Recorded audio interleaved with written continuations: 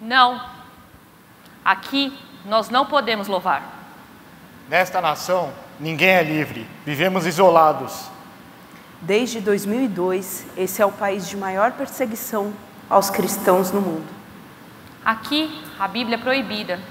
A palavra da salvação é censurada. Tudo é proibido, até mesmo falar o nome dele. É quase impossível encontrar outros cristãos. Nós devemos adorar a família Kim, apenas a família Kim. Se você for pego, pode ser executado. Ou levado para um campo de trabalho forçado. Meu nome é Aishá.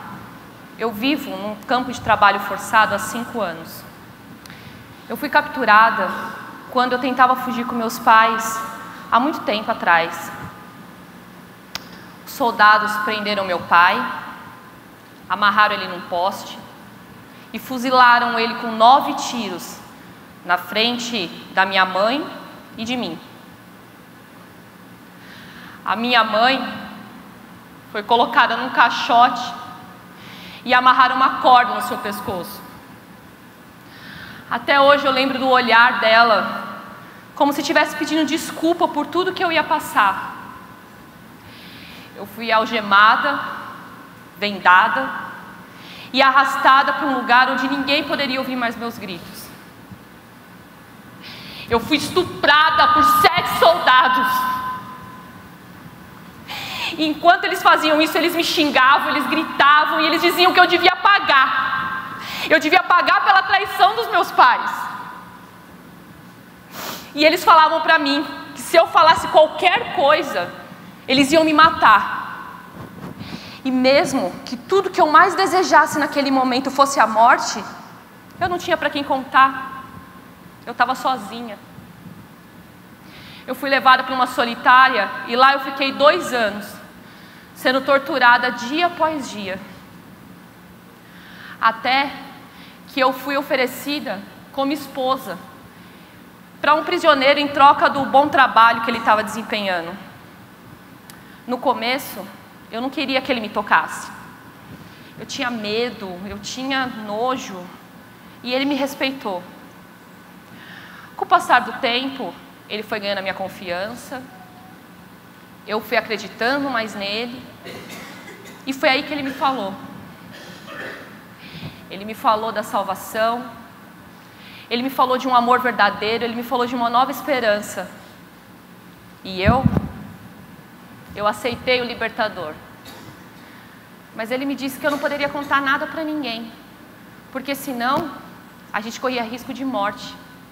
Aqui, se você delata uma pessoa, você pode ganhar um pouco mais de comida. Então eu fiquei quieta, não falei nada. O meu nome em coreano significa filha amada, assim como esse filho que eu estou esperando.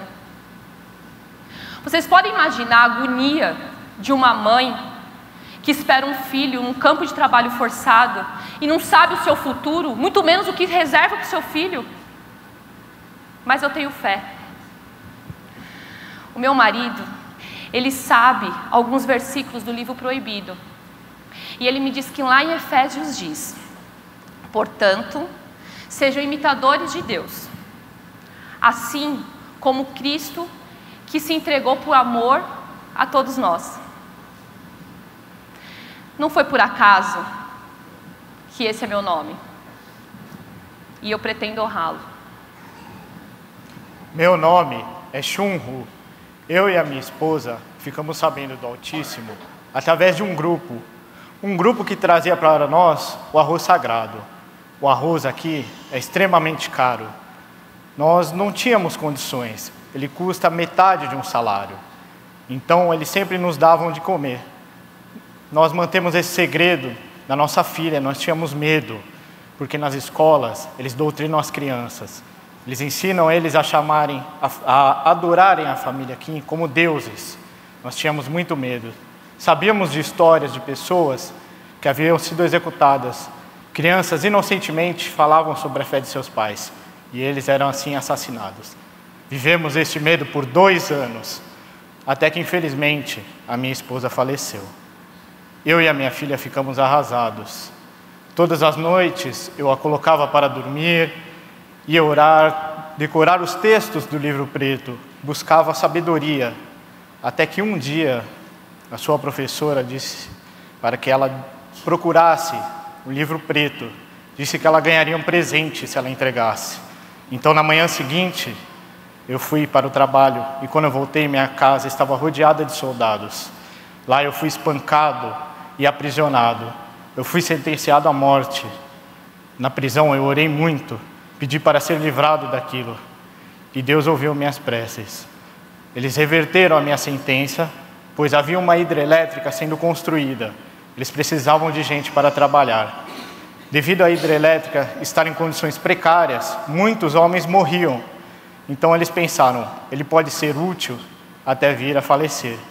Então lá eu comecei o meu trabalho, carregando os materiais, as ferramentas. Eu dei o meu melhor, eu era ágil. E com isso eu fui recompensado, eu fui abençoado. Eles me abençoaram permitindo que eu me casasse. Meu nome em coreano significa justo. Eu gosto de orar sempre o Salmo 7. Deus, justo e piedoso, que sonda as mentes e os corações, acaba com a maldade dos ímpios e nos dá segurança. Eu tenho certeza que Ele tem me protegido. Eu tenho certeza que Ele está agindo para mudar o futuro do meu país. Meu nome é Shin. Eu sou seguidora do Evangelho desde os 20 anos. Meu primeiro contato foi através de um trabalho que eu fazia na biblioteca da faculdade. Eu encontrei um livro escondido atrás das enciclopédias. E eu não sei porquê, mas eu coloquei o livro dentro da mochila e levei para a minha moradia estudantil. Chegando lá, eu tive consciência que era o livro proibido. Eu fiquei apavorada. Eu não sabia o que fazer, eu não sabia se eu jogava fora, se eu escondia, se eu guardava, mas alguma coisa me atraía para aquele livro. Então eu dei um jeito de ficar numa posição que se alguém entrasse no quarto não percebesse o que eu estava lendo.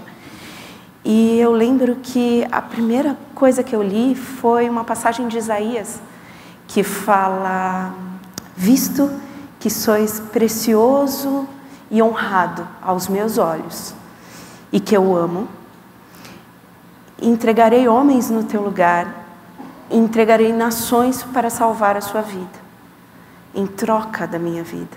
Quem faria isso? Quem entregaria homens em troca da vida de uma mulher na Coreia? Eu nunca senti esse amor. Minha família nunca me deu nada de amor. Então aquilo me fez querer mais, buscar mais, ler mais. E cada vez que eu lia, eu ficava mais apaixonada por um líder tão simples e tão acessível, tão diferente do que eu tinha, do que eu via. Eu lembro que eu estava de joelhos, orando o Pai Nosso, quando invadiram o meu quarto. E vários soldados me espancaram, me chutaram e me machucaram muito. Eles não me mataram porque eu sou filha de militar, mas eles me arrastaram para esse campo de trabalho forçado.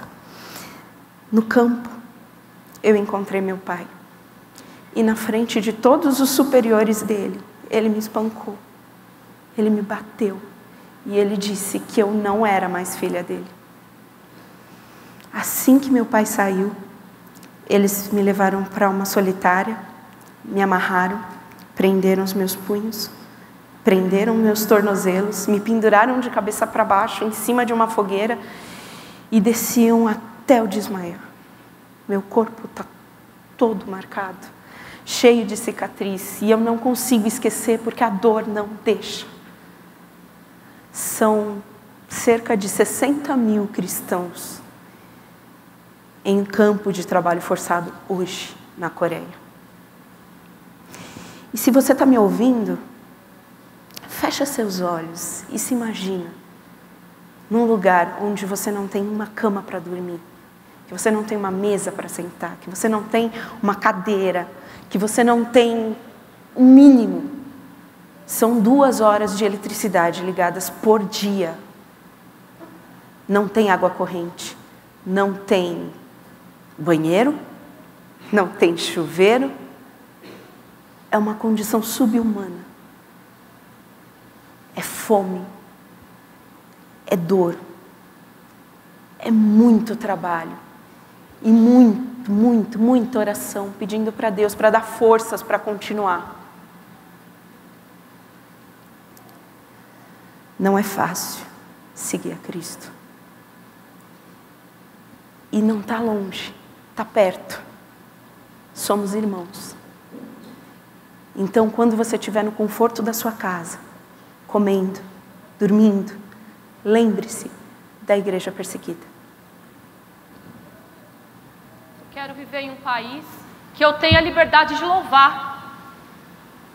Queria viver em um país em que eu pudesse ter uma Bíblia.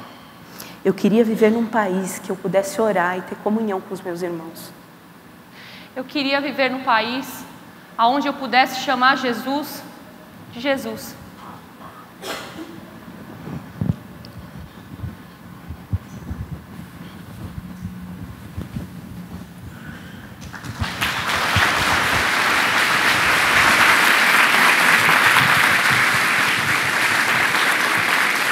João capítulo 15, a partir do verso 20. João capítulo 15, a partir do verso 20. Lembrem-se da palavra que eu disse a vocês. O servo não é maior que o seu senhor. Se perseguiram a mim, também perseguirão vocês. Se guardaram a minha palavra, também guardarão a de vocês. Tudo isso, porém, farão com vocês por causa do meu nome, porque não conhecem aquele que me enviou.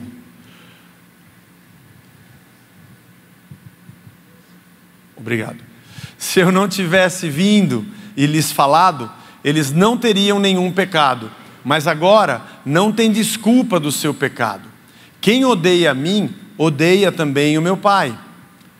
Se eu não tivesse feito entre eles as obras que nenhum outro fez, eles não teriam nenhum pecado. Mas agora não somente viram, como também odiaram, tanto a mim quanto meu Pai. Isso, porém, é para que se cumpra a palavra escrita na lei deles. Odiaram-me sem motivo. Quando, porém, vier o Consolador, que eu enviarei a vocês da parte do Pai, o Espírito da verdade, que dele procede, esse dará testemunho de mim. E vocês também testemunharão, porque estão comigo desde o princípio. Esses depoimentos são depoimentos verdadeiros, depoimentos de pessoas que existem, como eu e você. A Portas Abertas disponibilizou testemunhos de pessoas que passam por situações como essa na Coreia do Norte, no país que esse ano é o país pelo qual estamos orando e colocando o nosso coração, o nosso pensamento, nossa intercessão e nossa contribuição pelo reino de Deus. Saber dessas coisas precisa fazer alguma coisa conosco, alguma coisa tem que acontecer dentro do nosso coração. Como o irmão André disse no começo do culto, no vídeo que nós assistimos, nós do Ocidente temos um quê de covardia. Nos acomodamos com o tipo de vida que temos e não compreendemos o que Deus de verdade fez por nós. Não se esqueça que todo o Novo Testamento que você lê, os evangelhos escritos por João, por Lucas, por Mateus, João e Mateus eram discípulos, por Marcos, o livro de Atos escrito por Lucas também, as cartas de Paulo, as cartas de Pedro, as cartas de João, todos esses escritos foram feitos por irmãos em meio à perseguição. Nenhuma letra do Novo Testamento foi escrita de dentro de uma academia literária. Nenhum desses escritores tinha uma escrivaninha, ou um ar-condicionado, ou um copo de água gelada. Não foram mestres que ficaram sentados nos seus escritórios, vou pensar, fazer um tratado teológico, vou pegar aqui livros e consultá-los. Vou colocar na mão de um editor, de um corretor, achar um ghostwriter que escreva sem ter sofrido o que eu sofri. Essas letras foram escritas no meio de fugas. O apóstolo Paulo era um teólogo das trincheiras.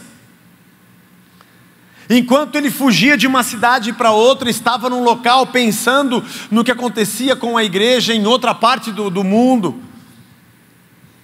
É interessante ler os livros de Coríntios, as 2 cartas, quando Paulo na 2ª carta diz: tem uma coisa que pesa sobre mim, a preocupação com as igrejas que estão abertas em cada lugar.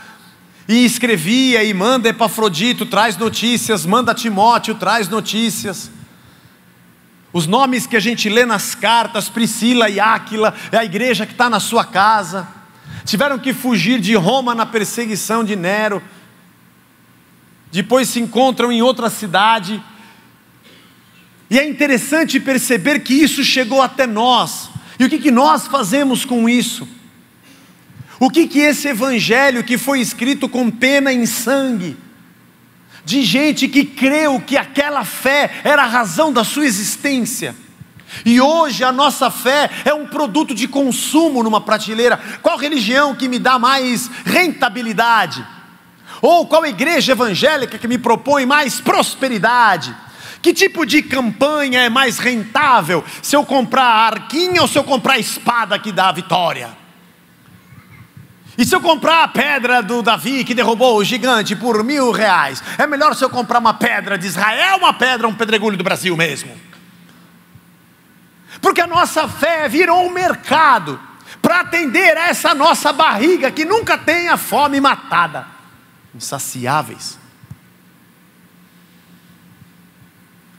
Os nossos 3 jovens que estão na missão, para mim e para todos nós que estamos aqui, são um tapa na nossa cara.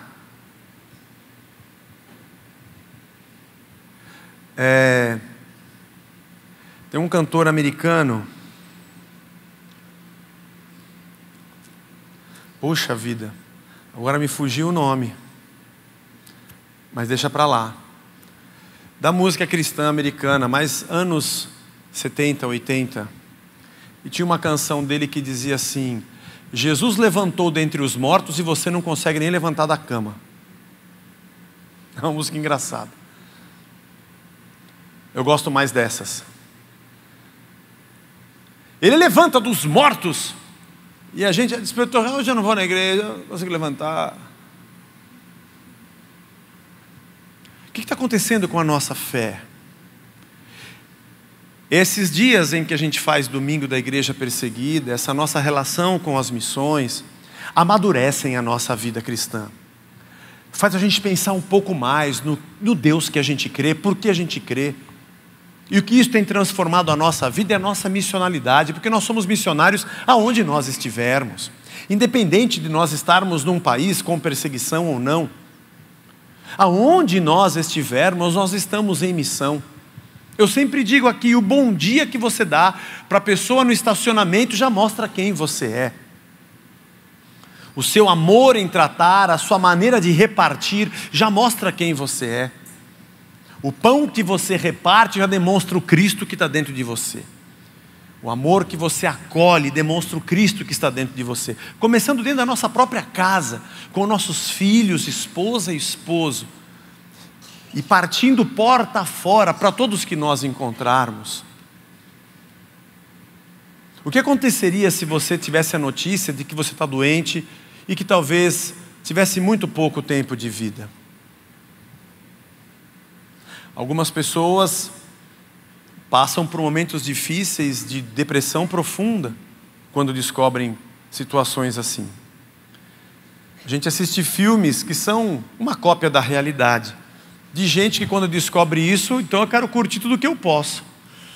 Aliás, eu vou meter meu cartão de crédito em tudo, porque agora é que eu vou aproveitar. Mas existem aqueles que dizem assim: bom, eu sempre soube que a vida nessa terra é curta. Eu sempre soube que uma hora ela iria acabar. Ninguém me escondeu essa verdade. E tudo que eu faço pelo reino. Vou continuar fazendo o que eu sempre fiz. qual seria a nossa condição? Vivemos como se de verdade Cristo habitasse dentro de nós? Falamos e reagimos diante das situações desse mundo de verdade, como se Cristo habitasse dentro de nós? Como Paulo diz aos Coríntios, temos mesmo a mente de Cristo? Ou aos Filipenses, o mesmo sentimento e as mesmas atitudes que foram vistas em Cristo? Ele de verdade encarnou em nós e tem mudado e transformado nossa vida? Essas perguntas vão mudar a nossa história. O que aconteceria se dois amigos fossem amigos em Deus? Que tipo de amizade e companheirismo eles teriam se ambos fossem cheios da missão e entendessem que o que eles fazem e fazem para Cristo? O que aconteceria com o dono de uma empresa se entendesse que ele está em missão? Seja a camisa que ele fabrica ou o sapato que ele costura, ele faz aquilo para alguém que é alvo do amor de Deus. Que tipo de relação teria entre o patrão e o empregado, sabendo que aquele seu funcionário é um cara de Deus e que é digno daquilo que faz? E como trataria um funcionário, seu patrão, sendo um cristão de verdade? Como seria o casamento de um homem e uma mulher, que os dois são servos de Deus, de verdade, crente mesmo, e quando pisa na bola se arrepende, quando alguém pede perdão, perdoa, e quando erra, pede perdão para o outro? O que aconteceria se nós, pais e filhos, fôssemos tementes a Deus, individualmente resolvidos com Deus, prontos para brilhar a luz de Cristo onde nós fôssemos? Como seria a nossa relação se fizéssemos parte de um mesmo time, prontos para negar a nós mesmos, tomarmos a nossa cruz na direção do que Cristo nos chamou para fazer? O que seria da nossa vida, como seria a nossa relação entre irmãos, aqui como igreja, se todos nós tivéssemos cheia a nossa mente, nossa alma e o nosso coração da verdade de que Cristo nos chamou das trevas, para que possamos brilhar a luz de Cristo nesse mundo, aonde estivermos, trabalhando e trabalhamos, fazendo o que fazemos. Quanto tempo nós teríamos para picuinhas? Quanto tempo a gente teria para gastar? E eu não sou um cara radical que acha que você não pode ver televisão e fazer nada. Não, deve ver sim. Deve assistir, acompanha o futebol, faz parte da vida, irmão. Aliás, nesses lugares a gente também faz missão. Só não se esqueça que não foi só por isso que você está aqui. Não se esqueça disso. Não torne a sua vida uma vida fútil, uma vida besta, de quem na verdade consome porque está sendo consumido, mas de quem entende que Cristo nos chamou para algo maior. E quando olhamos para esses nossos irmãos, na verdade, a gente só tem uma identificação imediata porque nós também amamos o reino. Muita gente me pergunta, você acha que Deus tem um propósito na vida da gente? Eu costumo dizer não. Eu sei que é uma resposta muito dura. Eu acho que Deus tem um propósito na humanidade de salvá-la. E dentro do grande propósito de Deus, Ele tem vocações para nós. Vocações onde Ele usa a nossa vida dentro do seu grande propósito. Porque as pessoas me perguntam se Deus tem um propósito que ela troque de sapato ou não. Se Deus tem um propósito que ele case com uma paniquete ou não. Se Deus tem um propósito que Ele vai, sei lá, sabe? Eu acho até que Deus ele vai usar muitas coisas na sua vida, vai te colocar daqui para lá e vai mover céus e terra para que você cumpra o propósito dEle. Porque na verdade, não é Deus que existe para fazer a minha vontade. É assim que eu oro no Pai Nosso, seja feita a tua vontade. Eu fui chamado, tive uma nova vida, para saber o que Deus espera de mim e de nós. O que aconteceria se nós fôssemos uma igreja, onde todo mundo disse, eu não existo mais, eu quero saber o que Deus tem para mim, dentro desse grande propósito. Como Ele vai me usar, a minha esposa, meus filhos, o que eu preciso mudar na minha vida? O que aconteceria se nós fôssemos uma comunidade de gente que está de verdade arrancando tudo, deixando para trás o que deve ficar para trás, e refazendo sua vida na perspectiva de que Deus nos chamou e nos vocacionou dentro do seu grande propósito? Como seria a nossa amizade? Será que nós ficaríamos disputando para saber quem é líder de um departamento, quem é mais chefe do que o outro? Será que nós teríamos um campeonato de disputa de quem é mais ungido, quem é menos ungido? Será que nós ficaríamos agora decidindo quem me cumprimentou, quem não me cumprimentou?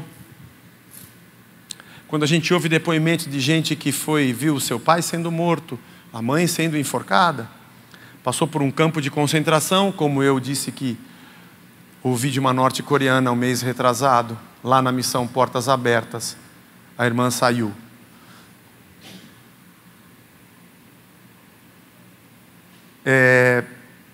Acho que esses domingos eles chacoalham um pouco a gente. É um choque de realidade que faz muito bem. Faz bem porque coloca a nossa espiritualidade no lugar certo. Melhora a nossa devoção. Aquece a nossa comunhão com Deus. E empurra a gente na missão que Ele realmente nos colocou para fazer. Deus nos abençoe. Deus abençoe cada um de nós. Seja alguém de verdade que está disposto pelo reino de Deus a ser um instrumento dele. Fazendo o que você já faz. Trabalhando onde você já trabalha. Que esse domingo seja um domingo também para a gente fazer um compromisso verdadeiro conosco mesmo e também com o nosso Deus. De falar, Senhor, eu estou muito devagar, me perdoa. Me perdoa, Senhor. Eu quero fazer da minha vida algo com mais sentido. E quero de verdade melhorar em muito minha comunhão contigo. Molda a minha vida, molda a minha mente. Molda o meu jeito de ser. Esse meu temperamento maluco, Senhor, me coloca no lugar. Eu preciso conviver mais com os meus irmãos e crescer. Na verdade, irmãos, a vida de todos nós está caminhando para o fim. Cada dia que passa a gente tem um dia menos. Isso a gente já sabe. Só nos iludimos achando que seremos eternos. Vamos fazer da nossa vida uma vida que cumpre um propósito verdadeiro de Deus nessa terra. Sejamos irmãos de verdade em Cristo. Gente crente, gente de Deus. Gente que lê a palavra, gente que ora. E gente que no dia em que disserem, aqui não pode mais, você diz, então, Deus pode me levar, porque enquanto eu estiver aqui. Para mim, o viver é Cristo. E o morrer é lucro. E Deus nos use. Deus nos use como gente de Cristo, no meio de um mundo que caminha para o colapso. Vamos orar pela igreja perseguida. Aliás, igreja e perseguição é uma redundância. Como Cristo disse na palavra que disse aos discípulos, eu fui perseguido e vocês também serão. Me odiaram, vão odiar vocês também. Essa é a nossa normalidade. Não vamos nos iludir. Essa é a realidade. O mundo anda num caminho contrário ao que nós andamos. Mas eu acho incrível que ele diz no final, ele vinha falando sobre o Consolador, desde o capítulo 14. Eu vou enviar para vocês o Consolador, o meu Espírito, que vai estar em vocês. E ele vai testemunhar de mim para vocês. É por isso que a gente crê, irmão, é um mistério. É porque Cristo é revelado a nós pelo seu Espírito. E o Espírito testemunha de Cristo e fala para nós que Cristo é o Filho de Deus. É por isso que cremos. E Jesus disse aos discípulos, o Espírito vai estar em vocês e vai testemunhar de mim para vocês, e vocês também vão testemunhar onde vocês estiverem. Como o Vagnão muito bem lembrou hoje, no momento da oração. A palavra martírio e a palavra testemunho, para nós no português, no grego, vem da mesma raiz. O testemunho é uma entrega de vida. É um passo a entregar de verdade o seu corpo para ser queimado. Como diz Paulo em 1 Coríntios capítulo 13. Eu me entrego. Esse é o meu amor. Não apenas de boca, mas um amor verdadeiro. Não apenas de uma atitude vazia, mas de uma entrega verdadeira a Cristo. Que o Senhor nos abençoe. E saímos daqui hoje assim, Senhor, eu sou teu. Minha casa é tua, meus filhos são teus. Vou viver a tua palavra, quero te conhecer mais. Conta comigo, que eu vou brilhar onde o Senhor quiser. Onde o Senhor me colocar, eu sou uma testemunha tua. Falando, pregando ou não, ou vivendo, mas eu vou viver Cristo diante das pessoas. Deus nos colocou na sua missão. Vamos ficar de pé e orar pela Coreia do Norte. Orar pela igreja que sofre perseguição. orar por nós como família de Deus e pedir ao Senhor que nos use. Feche seus olhos. Senhor Jesus, somos o teu povo. Às vezes, Senhor, acomodados, acovardados. Jovens aqui da igreja largaram tudo. E para dizer a verdade, Senhor, às vezes a gente não consegue nem largar um copo de Coca-Cola. Tem misericórdia de nós, que o exemplo deles mexa com a nossa convicção. Oramos pela Coreia do Norte, Senhor. Esses testemunhos que foram dados, essa realidade tão triste do mal que avança e avança na terra. Misericórdia dos nossos irmãos, Senhor. Fortalece-os, guarda-os, protege-os, Senhor. Tem misericórdia, Pai. Tem misericórdia desses irmãos que não negam o teu nome. Daqueles que vão para esses países sabendo que vão sofrer perseguição. Tem misericórdia, Senhor. Oramos pela missão Portas Abertas, pelo trabalho de 60 anos, Senhor. De um homem que disse: sim, Senhor, o que o Senhor quer que eu faça? Te pedimos, Senhor, que nunca nos separe dessa verdade. Não deixe que nos alienemos dessa realidade nunca. E que isso molde a nossa espiritualidade aqui no Brasil. Que essa verdade mexa com a gente. O jeito da gente ser crente mude. Nossa maneira de sermos pais, educadores, esposas, filhos, profissionais, patrões, empregados, cidadãos. Que nós entendamos que a nossa vida é tua, Senhor. Nós não fazemos parte desse mundo, mas o teu evangelho nos transforme. Cobre, Senhor, a missão e cobre esses países com graça e misericórdia. E que isso que fizemos aqui hoje seja fortalecimento para eles, fortalecimento para esses irmãos. Que nossas ofertas cheguem como carinho da nossa parte para eles. Que nossas orações e nossa preocupação possa chegar até eles e saibam que tem gente que os ama. E nós estamos aqui, também aqui, para dizermos sim, Senhor. Usa-nos aonde o Senhor quiser. Faz-nos uma igreja viva, missionária verdadeiramente. E que nossa comunhão contigo e nossa razão de viver seja a nossa maior alegria e o nosso prazer de sermos teus. Obrigado por esse domingo, Senhor. Obrigado por essa manhã. Obrigado por esses momentos que mexem com o nosso coração. Esse choque de realidade que abre nossa mente, nossos olhos. Isso nos torne mais consagrados, firmes, fiéis, de gente que vive pelo teu reino, em primeiro lugar. Menos murmuradores, porque todas as outras coisas já sabemos, nos serão acrescentadas. Cuida de nós, cuida da nossa igreja, Senhor. E nos usa no teu reino, conforme a tua vontade. É o que nós te pedimos. E te agradecemos por esta manhã. Leva a gente embora para casa debaixo da tua proteção. Livra-nos do mal. Dá um domingo de descanso para a gente. Um início de semana de trabalho debaixo da tua proteção. Nos usando aonde o Senhor desejar. Te agradecemos por tudo e te louvamos. Em nome de Jesus Cristo. Amém. Amém. Deus nos abençoe.